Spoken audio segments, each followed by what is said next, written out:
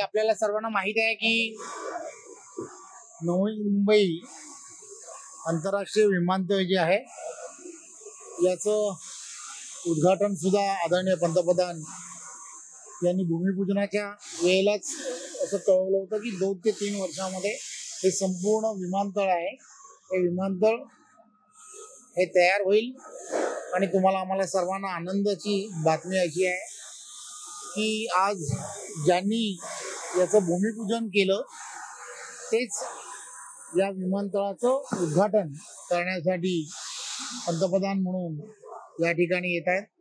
आम्हा सर्व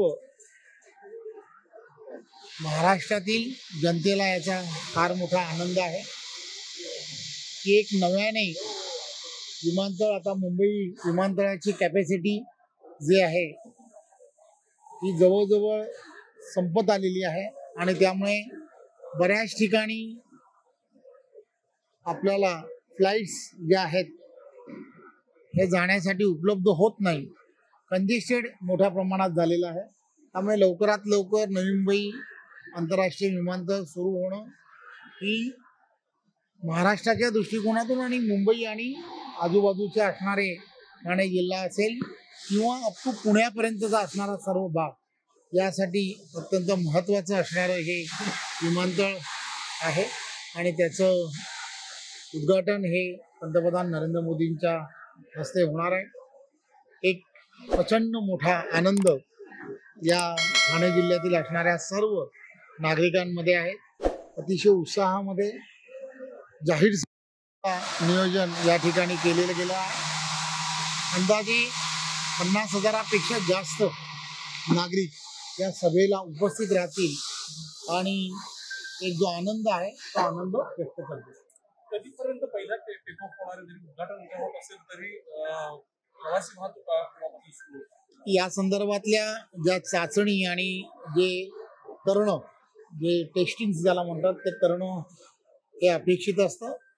येणाऱ्या 2 ते 3 महिन्यामध्ये या सगळ्या गोष्टी पूर्ण होतील आणि ही सगळी जी हवाई सेवा जी आहे हवाई सेवा ही या ठिकाणी सुरू होईल।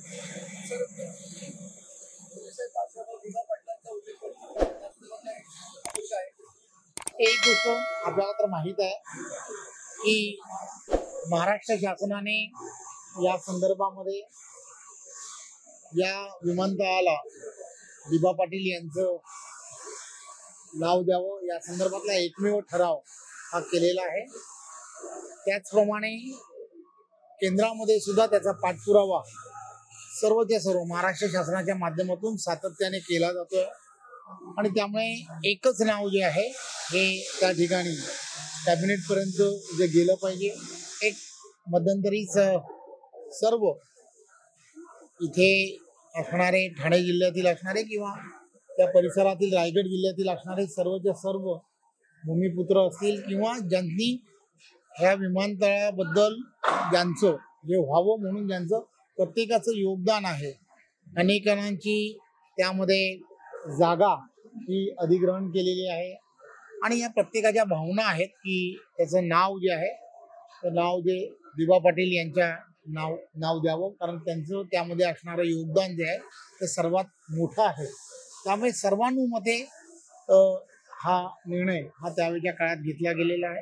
त्यामुळे त्या संदर्भामध्ये बैठकी झाली।